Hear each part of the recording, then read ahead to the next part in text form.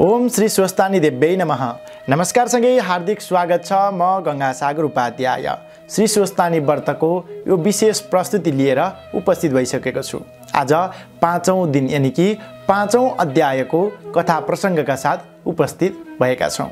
यहाँहरूले नियमित रूपमा हेर्दै सुन्दै आउनु भएको छ भने यो कथा प्रस्तुति कस्तो लागिरहेको छ आफ्नो अमूल्य सल्लाह सुझाव प्रतिक्रिया तलको कमेन्ट बक्समा कमेन्ट गर्न नभुल्नु होला। भिडियो मन पर्यो भने एक लाइक एक कमेन्ट एक सेयर गरिदिनु होला र यदि अहिलेसम्म पनि यो च्यानललाई सब्स्क्राइब गर्नुभएको छैन भने कृपया सब्स्क्राइब गरेर सँगै आउने बेल आइकन र सँगै आउने अल बटनमा क्लिक गर्न पनि नभुल्नु होला भन्दै आउनुहोस् आजको कथा प्रसङ्गलाई प्रारम्भ गरौँ यो मन्त्र पुष्पाञ्जलिबाट। ओम यं ब्रह्मा वरुणेन्द्र रुद्रमरुतः स्तुन्वन्ति दिव्यैः स्तवैर्वेदैः साङ्गपदक्रमोपनिषदैर्गायन्ति यं सामगाः ध्यानावस्थितं तद्गतेन मनसा पश्यन्ति यं योगिनो यस्यान्तं न विदुः सुरासुरगणा देवाय तस्मै नमः। श्रीमच्चन्दनचर्चितोज्ज्वल वपुः शुक्लाम्बरा मल्लिका मालालङ्कृतकुण्डला पविलसन्मुक्तावली शोभिता सर्वज्ञाननिदानपुस्तकधरा रुद्राक्षमालाधरा वाग्देवी वदनाम्बुजे वसतु मे त्रैलोक्यमाता चिरम् मुखं करोति वाचालं पङ्गुं लङ्घयते गिरिं यत्कृपातमहं वन्दे परमानन्दमाधवम्। नमो भगवते तस्मै व्यासायामित तेजसे यस्य प्रसादादोच्छामि नारायण कथामिमं। नारायणं नमस्कृत्य नरं चैव नरोत्तमं देवीं सरस्वतीं व्यासं ततो जयमुदीरयेत्। देवीं सरस्वतीं व्यासं ततो जयमुदीरयेत्। श्री स्वस्तानी माता को जय हो। अथ पञ्चमोऽध्यायः। स्कन्दकुमार आज्ञा गर्नुहुन्छ, हे अगस्त्य मुनि, दक्ष प्रजापतिले 33 कोटी देवतालाई 33 कोटी आफ्नी कन्या दिइसकेपछि महादेवले विष्णुका छलले सती देवीलाई विवाह गरेको कथा समेत संक्षेपले तिमीलाई सुनाइसके। अब कुन कुरा सुन्न इच्छा छ भने। स्वामी कार्तिकेय कुमारको यस्तो स्नेहले भरिएको वचन सुनेर अगस्त्य मुनि भन्नुहुन्छ, हे षडानन, तपाईका अमृत रूपी वचन बराबर सुन्न पाउँदा पनि मनमा तृप्ति भएन। तसर्थ त्रिपुरासुर दैत्यले कसको तपस्या गरे, के वरदान पाए, पछि कसरी श्री महादेवले के गरी मार्नुभयो त्यो सुन्नको इच्छा छ, आज्ञा हवस्। यस्तो अगस्त्य मुनिको आग्रह सुनि कुमारजी आज्ञा गर्नुहुन्छ, हे अगस्त्य मुनि, अघि विष्णु भगवानले हिरण्याक्ष हिरण्यकशिपुलाई जब मारेथे तब त्यस दैत्यका राज्यको सिंहासनमा मय नाम गरेको दैत्यलाई राजा तुल्याएर राखे। आफूभन्दा पहिलेका बलवान राजाहरू देवताका पेचमा परेर मरे, मलाई त यी देवताले त्यसै भुसुना भनेर मार्नेछन्। यस्तो मनमा पिर उठ्यो र के गर्ने भन्ने तर्क पनि गर्न लाग्यो। अब तपस्या नगरी हुँदैन भन्ने मनले निश्चय गरी तारकाक्ष विद्युत प्रभा भन्ने मन्त्री समेत भएर पुष माघको जाडोमा हिमालय पर्वतमा, जेठ वैशाखको गर्मीमा मरुभूमिमा पञ्चाग्नि तापेर वर्षाकालमा छाप्रो नभएको खाली भूमिमा बसी ठुलो कष्टसँग 10,000 वर्षसम्म ब्रह्माजीको तपस्या गरे। ती दैत्यहरूका शरीरमा हाड नसा बाहेक केही रहेन। तपको प्रभावले मुखको कान्ति भने खुब चम्किलो भएको थियो। तिनीहरूको घोर तपस्याले ब्रह्माजी प्रसन्न भएर प्रत्यक्ष दर्शन दिइकन भन्नुभयो, हे दैत्यराज हो, तिमीहरूको तपस्याले म खुसी भएँ, इच्छा लागेको वर माग। पितामहको यस्तो आज्ञा सुनेर साष्टाङ्ग दण्डवत गरी घुँडाले मात्र ठडिएर हात जोडी शिर निहुराइरहेर भने, हे ब्रह्माजी, हामी कसैका हातबाट कहिल्यै पनि नमरौँ, फेरि हामी महापराक्रमी हौँ। आकाशमा कुबेरको जस्तो 3वटा सुन्दर पुर बनाउनेछौँ, त्यसमा कसैको गमन नहोस्। यस्तो अवध्यत्व वरदान मागेको सुनेर ब्रह्माजी आज्ञा गर्नुहुन्छ। हे दानव हो, अमर त म पनि छैन, त्यसो हुँदा त्यो वर दिन म असमर्थ छु। त्यसबाहेक अरू मागेको वर म अवश्य दिनेछु। यस्तो पितामहको आज्ञा सुनेर ती दानवहरू भन्दछन्, हे प्रभु, त्यसो भए हाम्रा ती 3वटा सहर पृथक पृथक रहनेछन्। 10,000 वर्ष बितेपछि एकपटक ती 3 सहर आधा निमेषसम्म एकै ठाउँमा जोडिनेछन्। त्यही जोडिएका बेलामा एकै बाणले 3 सहरलाई नाश पार्न सक्ने पुरुषले मात्र हामीलाई मार्न सक्नेछ। यस्तो सुनि तथास्तु अर्थात् त्यस्तै होस् भन्ने वरदान दिएर ब्रह्मा आफ्नो सत्यलोक पाल्नुभयो। दैत्यहरू पनि आफ्ना घरतर्फ फर्के। संसारको नाश गर्ने इच्छा लिएर फलाम, चाँदी र सुनको 3 पुर अर्थात् सहर बनाए। ती सहर तलबाट हेर्दा सुमेरु पर्वतका 3 टाकुरा झैँ देखिन्थे। सहरका झ्याल ढोका बारदलीहरूमा मणि माणिक्य हीरा मोती पन्ना जोडेको थियो। चन्द्रमाको किरण पर्दा सहस्र चन्द्र उदय जस्तो भान पनि पर्दथ्यो। चोक अर्थात् आँगनमा मुगा मर्कत समगमर्मर घोटेर बिछ्याइएको हुनाले त्यसमा हिँड्दा हिँड्नेको रूप ऐनामा जस्तै छर्लङ्ग देखिन्थ्यो। मणि माणिक्य जडेका रङ्ग बिरङ्गे झाड फानुस ठाउँ ठाउँमा राखिएका थिए। ती बलेका बेलामा सूर्य उदय जस्तै भान पर्दथ्यो।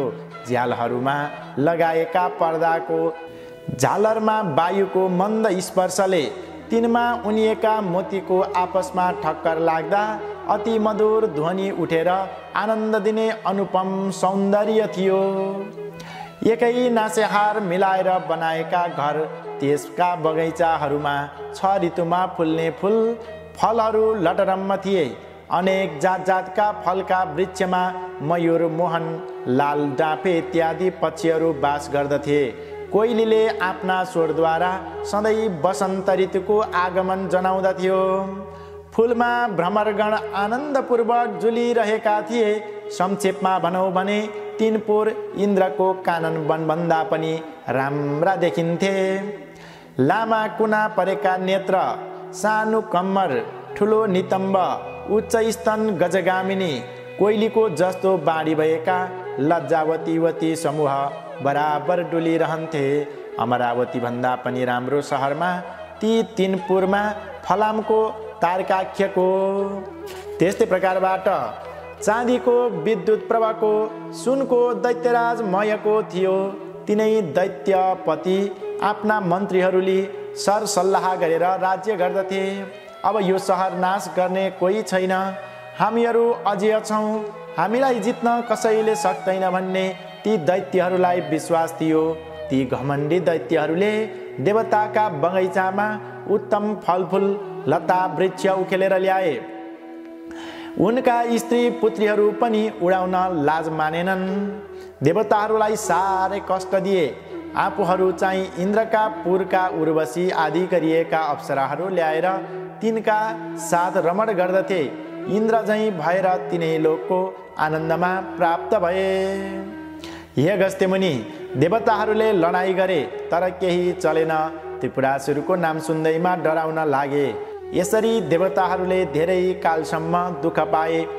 एक दिन देवताहरूले मतो गरी सबै ब्रह्माजीका दरबारमा पुगेर प्रणाम गरी त्रिपुर दैत्यको उत्पात र आफूहरूले पाएको दुःखको बयान गरेर रोएथे। यस्तो सुनेर, हे देवता हो, त्रिपुर दैत्यहरू बलवान छन्, तिमीहरू तिनको नाश गर्न असमर्थ छौ अर्थात् सक्दैनौ। यसकारण हामी सबै महादेव कहाँ जाउँ? शिवले ती दुष्टमती दैत्यलाई अवश्य मारिदिनेछन्। यस्तो वचन सुनेर सबै इन्द्र, चन्द्र, कुबेर, वरुण आदि सम्पूर्ण देवतालाई लिएर ब्रह्माजी कैलाश पर्वतमा गए। महादेवलाई प्रणाम गरेर स्तुति गर्न लागे। हे जगदीश्वर, नन्दीलाई वरदान दिने, भक्तको रक्षा गर्ने, कैलाशनाथ, आफ्ना मायामा संसारलाई भुलाइराख्ने, यज्ञका अधिष्ठाता, संसारदेखि फरक रहने, विरक्तहरूले ध्यान गरिने, दिशारूपी वस्त्र धारण गर्ने, दिगम्बर, आनन्दलाई तुच्छ मान्ने, सधैँ आनन्द रहने, भक्तलाई वरदान दिने, यस्ता हजुरलाई कोटि कोटि नमस्कार छ।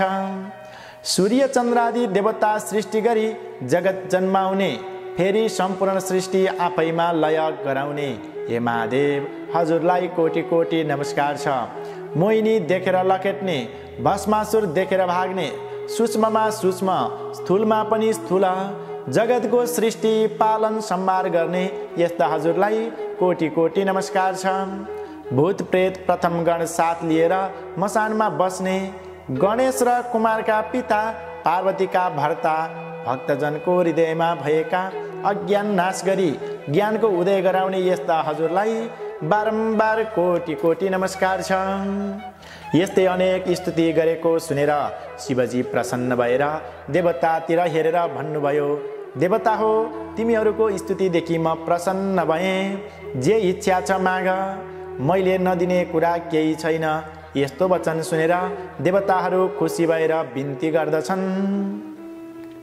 हे शशिशेखर, त्रिपुरासुर दैत्यले हाम्रा अप्सरा, बगैँचाका उत्तम फलफुलका बिरुवा, उत्तम रत्न, उच्चै श्रवा घोडा, ऐरावत हात्ती, रथ र हाम्रा कन्याहरू समेत लुटेर लगे। धेरैलाई मारिसके, यी हामी बाँचेकालाई पनि सिद्ध्याउन खोजेका छन्। हामीहरू त्राही त्राही भएर लुकिरहेका छौँ, किनभने तिनीहरूसित सङ्ग्राम गर्न हामी असमर्थ छौँ। अब हाम्रो जे गर्नाले कल्याण हुन्छ त्यही वरदान बक्सियोस्। देवताहरूको यस्तो वचन सुनेर महादेव भन्नुहुन्छ, हे देवता हो, उसो भए रुद्रतेजको केही अंश तिमीहरूलाई दिन्छु। रुद्ररूप भएर नाश गर। यस्तो आज्ञा सुनेर देवताहरू भन्दछन्, हे भक्तवत्सल, रुद्रतेज धारण गर्न हामी सदैव असमर्थ छौँ। हे शिव, 10,000 वर्ष बितेपछि एक आधा निमेषलाई ती 3 पुर एक ठाउँमा जोडिएर पुनः छुट्टिने छन्। त्यही जोडिएको बेलामा एक बाणले ती 3वटै पुरलाई नाश गर्न सक्नेले नै तिनीहरूलाई मार्न समर्थ हुनेछ। ती 3 पुर छुट्टिएपछि तिनीहरूको नाश हुने छैन भन्ने पितामहको वरदान छ। हे प्रभु, हामी त्यो काम गर्न समर्थ छैनौँ। हामी दुखी भएर शरणमा आएका छौँ, हाम्रो उद्धार होस्। यस्तो कुरा देवताहरूले भनेको सुनेर शङ्करले आफ्नो मनमा विचार गरेर भन्नुभयो, हे देवता हो, त्यस्तो अभेद्य त्रिपुर छ भने त्यससित लड्नलाई योग्य रथ तयार पार। त्यस रथमा बसी एकै बाणले त्रिपुरको नाश गरिदिनेछु। यस्तो वचन शिवको सुनेर देवताहरू खुसी भए। विश्वकर्मालाई लगाएर सम्पूर्ण देवताको अवयवले बनेको रथ तयार पारे। त्यो रथमा दाहिने पाङ्रो सूर्य, देब्रेमा चन्द्रमा थिए। 12 सूर्य र 27 नक्षत्र पनि पाङ्रोको अवयव भए। पाङ्रा अड्याउने धुरा मन्दराचल पर्वतको बनाए। त्यसको चुकुल उदयाचल र अस्ताचललाई गराए। संवत्सर रथको बेग, 4 समुद्र रथको कुण्डली, गङ्गा जमुना आदि त्यस रथको कपडा भए। तीर्थहरू सिङ्गारिएर स्त्री रूप धारण गरी चमर पङ्ख हाँक्ने भएर बसे। ब्रह्मा सारथी, ओमकार स्वरूप रथ हाँक्ने कोर्रा भए। माया घोडाको लगाम, 4 वेद रथका 4 घोडा भए। 6 ऋतु रथका दायाँ बायाँ राखिए। विन्ध्याचल पर्वत छाता भए।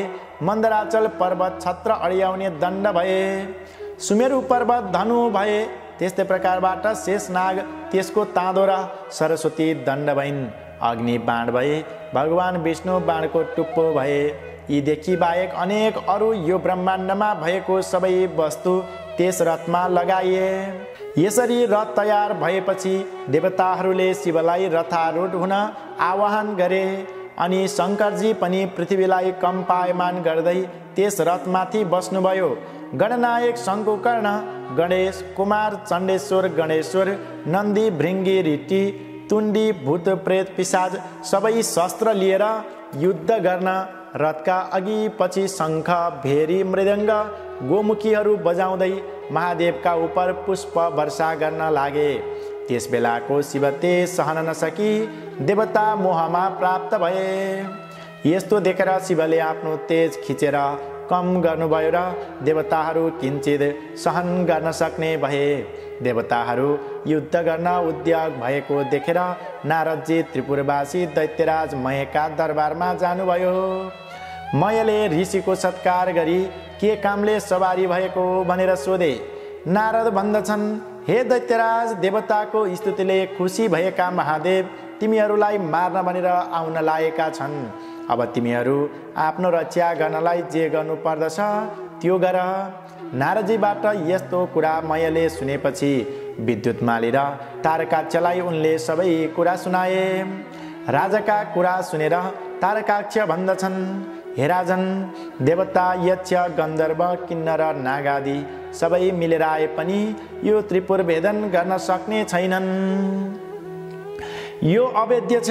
तर राजनीतिका साम दाम दण्ड भेदमा जुन नीतिले आफ्नो राम्रो हुन्छ त्यही योग्य जन लिन्छन्। हामीले पनि आफ्नो कल्याण हुने नीति लिनु पर्दछ। मेरो विचारमा भगवान निर्बल देवताहरूले हामी यस्ता अझै अबेर दानवसित आफ्नो स्वार्थ साधन गर्ने इच्छा लिएर डराउन आउँदछन् भने त्यस्तालाई दण्ड दिनै पर्दछ। यसमा चिन्ता लिने कुरै छैन। यति भनेको सुनेर विद्युत माली भन्दछ, हे राजन, तारकाक्षले भनेको कुरा ठिक हो। बलिन देवता सङ्ग्राममा टिक्न सक्दैनन्। आफ्नो बलको विचार नगरी लड्न आए भने नासिनेछन्। लड्न कसिएर आउँछन् भने लडौँ। सारा देवतालाई जितेर अघिका दैत्यराज हिरण्याक्ष हिरण्यकशिपुको पदमा पुगेर स्वर्ग मर्त्य पाताल तिनै लोकको राज्य गरौँला। 14 भुवनको अधिपति भएर हजुरले राज गर्नु। आफ्ना साथी मन्त्रीहरूको कुरा सुनेर दैत्यराज मय भन्दछन्, हे दैत्य हो, तिमीहरूले भनेको कुरा ठिक हो। देवताहरू भन्दा हामी बहुतै बलवान छौँ।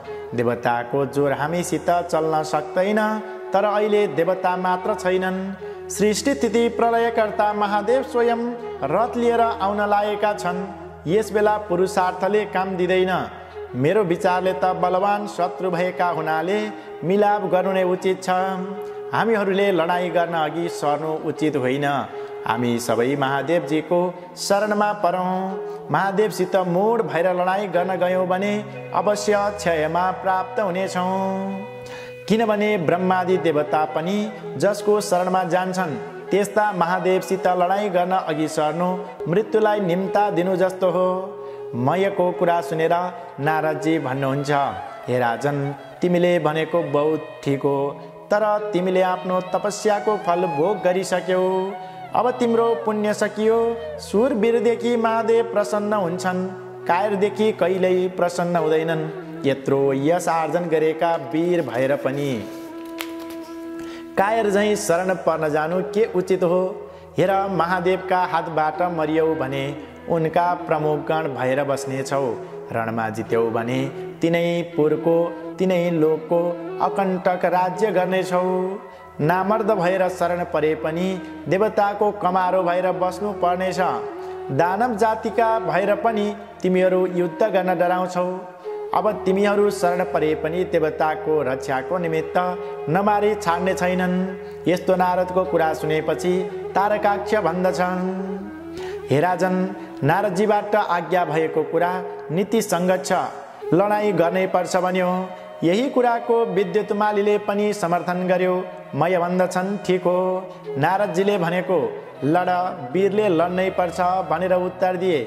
मनमा भने आयुषहीन भएकाको यस्तै उल्टो बुद्धि हुने रहेछ भन्ने विचार लिएर सैन्य तयार गर्ने आज्ञा दिए। यता लडाईँ गर्ने कुरा निश्चय भएपछि दैत्यराजसित बिदा लिएर नारदजी जानुभयो। देवताहरूसित मयका दरबारमा भएको सबै कुरा भन्नुभयो। दैत्यहरू पनि युद्ध गर्ने इच्छा बढी अनेक तरहका शस्त्र अस्त्रले सुसज्जित भएर व्यूह बनाई तयार भए। तारकाक्ष बल बाणासुर, विद्युत माली आदि प्रमुख दैत्यराजहरू पनि युद्धको तयारी गरी राजाको अगाडि आई अनेक तरहका बाजा बजाई शङ्खनाद गर्दै सिंह गर्जै गर्जन लागे। दानव सैन्य नै दानवहरूलाई भयानक देखियो।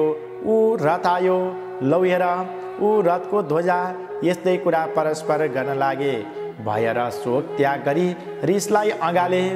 अनेक शस्त्र अस्त्र लिई युद्ध गर्ने निश्चय गरी जस्तै पुतली बत्तीका समीप जान्छ त्यस्तै ती काल प्रेरित त्रिपुरवासी दैत्यहरू शिवरथ कहिले आइपुग्छ भनी उतैतिर आँखा लगाई हेरिरहे। तब पश्चिम सागरका शिरोभागमा रहेका अनेक तरहका ध्वजा पताकाहरूले शोभायमान सुमेरु पर्वत जस्तै रथ देखिन लाग्यो। नन्दीश्वर, गणेश्वर आदि शिवगणहरूले सिंहनाद गर्न लागे। दानव सैन्य पनि युद्ध गर्नको निमित्त निस्के। चण्डेश्वर पनि देदीप्यमान कुठार अर्थात् बन्चारो हातमा लिएर डरलाग्दो मुखवाई शिवगणको अगाडि उभिए। फेरि गणेश्वर देदीप्यमान त्रिशूल समाई शिवतुल्य पराक्रम गर्न इच्छा लिएर आए। गणका अधिपति शङ्कुकर्ण पनि मुसल हातमा लिएर उनको पार्श्वमा गएर उभिए। वीरभद्र, नन्दी, भृङ्गी आदि गणहरू पनि हतियार लिएर युद्ध गर्न अग्रसर भए। दैत्यका समूह पनि शिवरथ आएको देखि युद्ध गर्न अनेक दिव्य अस्त्रहरू लिएर पुरदेखि बाहिर निस्के। दुवै थरीले क्रोध गर्दै युद्ध गर्न लागे। महादेवले त्रिपुर दग्ध भए जस्तै देखेर हाँस्दै युद्ध गर्न आज्ञा दिए। भृङ्गीले 10 बाण छोडी विद्युत प्रभालाई भेदन गरे। राता राता आँखा पारेर शिलाले ठोक्दा पनि त्यसलाई केही गर्न सकेनन्। तब श्रृङ्गी र रीटिले विद्युत प्रभाका पृष्ठदेशमा प्रहार गरे। तब त्यसले पनि शूलले पूर्ण फुङ्कार गरी भृङ्गी र रीटिलाई प्रहार गर्यो। उसको वेदना सहन नसकी ती दुवै पलायमान भए। तब त्यस दैत्यले गणनायक गणेशका काँधमा 1000 बाणले हानी बेर्यो। फेरि 63 र 10 बाण थपी मर्ममा घाउ गराई वेदना उत्पन्न गरायो।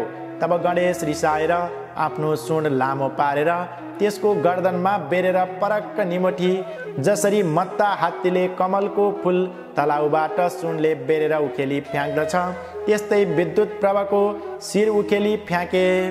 त्यो शिरबाट उखेलिएको शिर मान सरोवरबाट हात्तीले उखेलेर फालेको कमलको फुल झैँ देखियो। त्यो देखेर भृङ्गीले अनेक तरहका गान गरे। तब नेमिनामा र बलनामा दानव क्रोधले युद्ध भएर गणेशलाई अनेक बाणले मर्ममा भेदन गरी घाउ पनि गराए। शङ्कुकर्णले बीचमा रोकेर तिनका रथ, ध्वजा, सारथी, घोडा नासेर विरथी गराए। तब ती दैत्यले पनि अर्को रथमा चढेर चण्डेश्वरका मर्ममा बाण हानेर घाउ गराए। तब ती गणेशले क्रोधले राता राता आँखा गरेर भयङ्कर मुसल प्रहार गरेर दुवैलाई यमपुरी पठाइदिए। त्यहाँ उपरान्त त्रिपुरवासी सबै ठुला दैत्यहरू हुल बाँधी निस्केर शिवगणमाथि निर्धक्क भएर शस्त्रास्त्रको प्रहार गर्न लागे। महादेवका गणहरू पनि शिवाज्ञाले प्रेरित भएर उन्मत्त सिंहले मृगहरूलाई भड्काई छिन्न भिन्न गरी मार्न लागे। दैत्यहरूमा कसैको शिर छैन, कसैको गिँड छैन, उसै गरी नाशमा प्राप्त हुन लागे। रगतको खोलो बग्यो।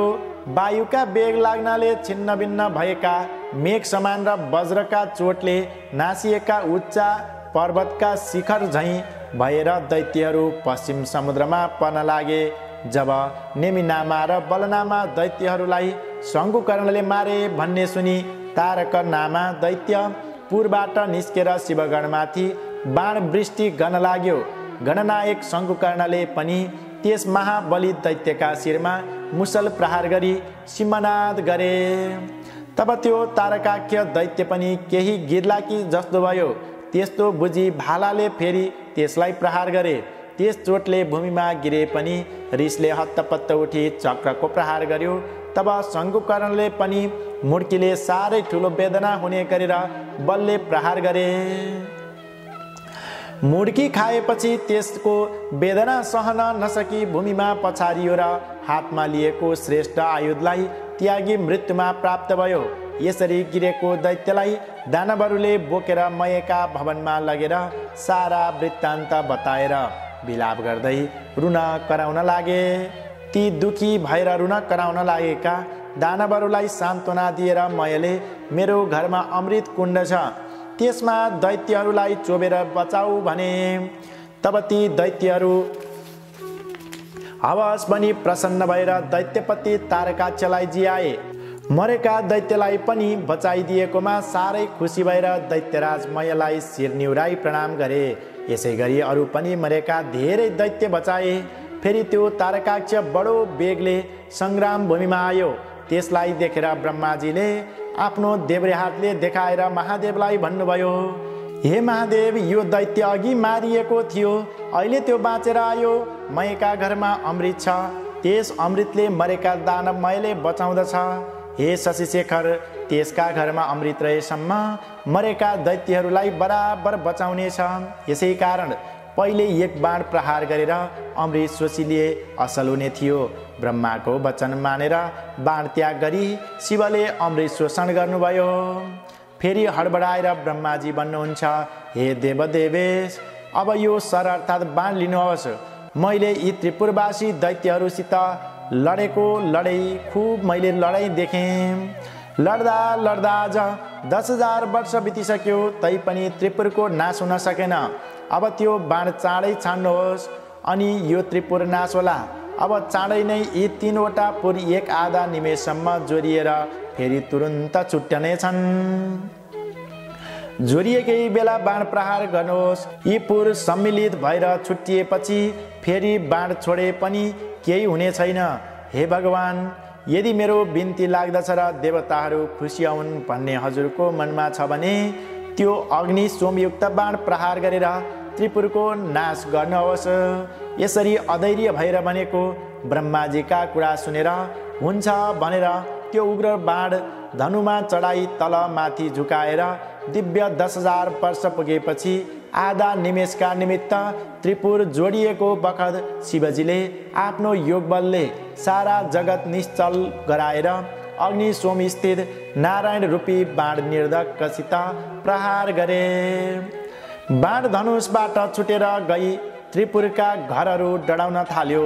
धिक धिक कष्ट कष्ट भन्ने शब्द उत्पत्ति भयो। महादेवले मयलाई सम्झाउनलाई नन्दीलाई डाकी हराउनु भयो। नन्दीश भक्तो मम विश्वकर्मा दहेद पुरम तस्य यथा सबन्निः तथा नलस्तं न दहेद मयश्च शीघ्रं समागच्छ निवारयित्वा। हे नन्दी, तिमी चाँडै गएर अग्निलाई भने त्यो विश्वकर्मा मयलाई नडराउन्, त्यसको पुरलाई मात्र डराउन्। महादेवको आज्ञा सिरोपर गरेर आफ्नो तपोबलले वायु झैँ बाणभन्दा पनि चाँडो गएर मयका पुरमा नन्दीले प्रवेश गरे। नन्दी मयलाई खोज्दै जाँदा मय दानव शिवलिङ्ग अगाडि राखेर शिवको ध्यान गरिरहेको देखे। नन्दीले उनलाई बोलाएर भने, तिमीलाई अग्निले दग्ध गर्ने छैनन्। अनि मयले ती गणराज नन्दीलाई प्रणाम गरे। त्यस बेला अग्नि पनि त्यहाँ आइपुगेर अग्निलाई महादेवको आज्ञा नन्दीले सुनाई मयसित विदा भएर हिँडे। तब अग्निले मयलाई भने, तिमी यहाँबाट चाँडै नै पुर छाडी निस्केर जाऊ। अग्निको आज्ञा मानी सुवर्णमय शिवलिङ्ग हातमा लिएर मय दानव तत्काल पातलमा गए। नन्दी फर्केर सम्पूर्ण विस्तार शिवजीमा बिन्ती गरे। त्यसपछि त्रिपुर डन्न लाग्यो। त्यसका वेदी गृह बगैँचाहरू नष्ट हुन लाग्दा दैत्य दानवहरूले रोए कराएको शब्द सुनिन थाले। वस्त्र फुस्केका स्त्रीहरू पनि बाहिर निस्केर कराएको सुनिन र देखिन थाल्यो।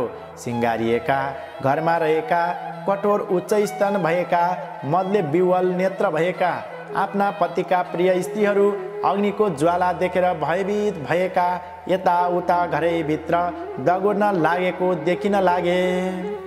पर्वतमा रहेका किन्नर किन्नरी झैँ कोही पति पत्नी अङ्कमाल गर्न लागेको पनि देखियो।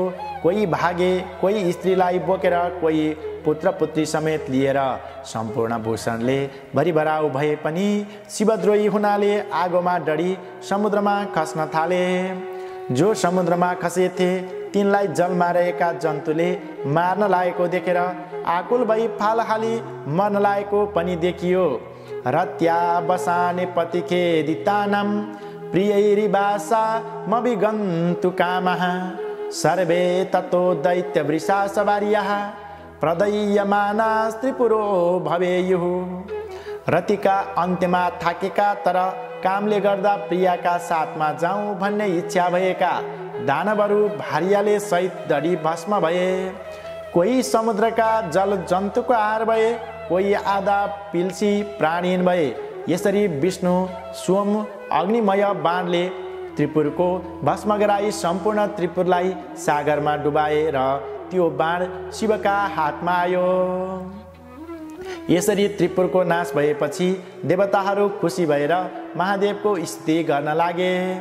हे शङ्कर, यो रौद्र कर्म गरिबक्सनुभयो, त्यो अरू कसैले गर्न सक्दैन। दैत्य मारेर त्रिपुर भस्म गरी हाम्रो उद्धार गर्नुभयो, हजुरलाई कोटि कोटि नमस्कार छ। यसरी देवताहरूले स्तुति गरेपछि महादेव भन्नुहुन्छ, हे देवता हो, मैले तिमीहरूलाई पुत्रवत पालना गर्नुपर्छ। आज शत्रु मर्नाले तिमीहरूको अभिलाषा पूर्ण भयो।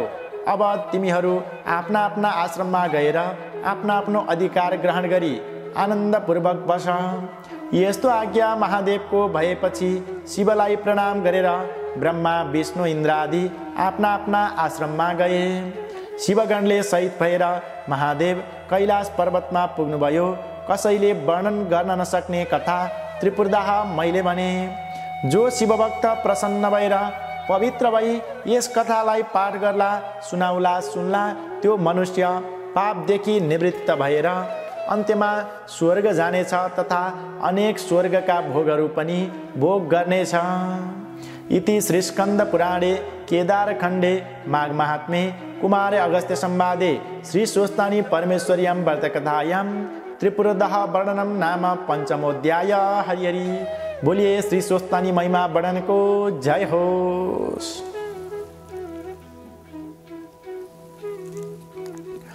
ओम उपनयतु मंगलम वह सकल जगन मंगलालय श्रीमान दिनकर किरण निबोधित नवनलिन दल निवेक्षण कृष्ण काले वर्षतु पर्जन्यः पृथिवी सस्यशालिनी देशोऽयं क्षोभरहितो ब्राह्मणः सन्तु निर्भयः अपुत्रः पुत्रिणः सन्तु पुत्रिणः सन्तु पौत्रिणः निर्धना सदना सन्तु जीवन्तु शरदां शतं तत्रैव गंगा यमुना च तत्र गोदावरी सिन्धु सरस्वती च तीर्थानि सर्वाणि वसन्ति तत्र यत्राच्युतोदार कथा प्रसंग या कुन्देन्दु तुषारहार धवला या शुभ्रवस्त्रावृता या वीणा वरदंड मंडितकरा या स्वेद पद्मासना या ब्रह्माच्युत शंकर प्रभृतिभिर्देवैः सदा वन्दिता सा मां पातु सरस्वती भगवती निशेषजाड्यापः कायेन वाचा मनसेन्द्रियर्वा बुद्ध्यात्मना वा प्रकृति स्वभावात् करोमि यद्यत् सकलं परस्मै नारायणायेति समर्पयेतत् नारायणायेति समर्पयेतत्। बोलिए श्री स्वस्तानी महिमा वर्णन को जय हो। सांब सदा शिव भगवान को जय हो। आदरणीय दर्शक मित्र, यहाँलाई आजको यो प्रस्तुति कस्तो लाग्यो? अवश्य पनि आफ्नो अमूल्य सल्लाह सुझाव प्रतिक्रिया तलको कमेन्ट बक्समा कमेन्ट गरिदिनु होला। भिडियो हेर्दा भिडियो मन पर्यो भने अवश्य पनि यो भिडियोलाई एक लाइक, एक कमेन्ट, एक सेयर गरेर साथ सपोर्ट पनि बढाइदिनु होला। अर्को भिडियोमा 6औं अध्यायको कथा प्रसङ्गका साथ भेट्ने बाचा गर्दै आजको यो प्रस्तुतिबाट म प्रस्तुता गंगा सागर उपाध्याय बिदा चाहन्छु। तपाईँ सम्पूर्णलाई श्री स्वस्तानी देवीले रक्षा गरून्। नमस्कार।